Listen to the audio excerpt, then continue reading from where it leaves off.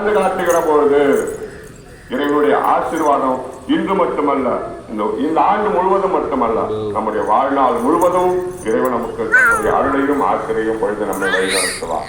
இரண்டாவதாக, அன்னை மரியாள் ஆண்டவருடைய தாய் என்கின்ற அந்த சிந்தனையிலே இந்த தாய் ஆண்டவர் இயேசுவுக்கு மட்டும் தாய் அல்ல, மாறாக நம் அனைவருக்கும் தாயாக அந்த ஆண்டவர் விட்டு சென்றார். இதோ உன் தாய் என்று அர்ப்பணித்ததன் வழியாக இந்த தம்முடைய தாயை நம் அனைவருக்கும் தாயாக விட்டு சென்றார்.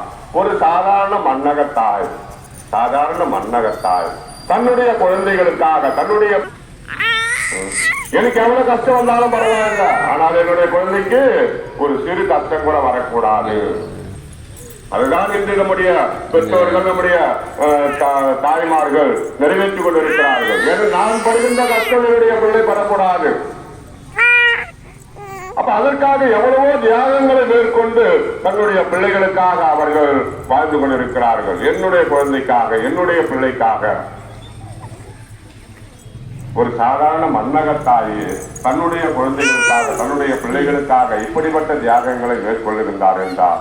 நம் அனைவருக்கும் தாயாக ஆண்டவரால் விட்டு செல்லப்பட்ட இந்த அன்னை மரியாள் ஒவ்வொரு நாளும் நமக்காக எவ்வளவு தியாகங்களை மேற்கொண்டு நாம் அனைவரும் அவருடைய பிள்ளைகள், நாம் ஒவ்வொருவரும் மீட்கப்பட வேண்டும், நாம் மீட்கப்பட வேண்டும் என்பதற்காகத்தான் என்னுடைய மகன் அன்னை மரியாள் சொல்லுகின்ற வார்த்தை, என்னுடைய மகன் ஆண்டவர் இயேசு தன்னுடைய பரிசுத்தமான ரத்தத்தை உங்களுக்காக சிந்தினார் என்று ஒவ்வொரு நாளும் ஒவ்வொரு நிலையிலும் நமக்காக அவர் கண்ணீர் வடித்துக் கொண்டே இருக்கிறார்.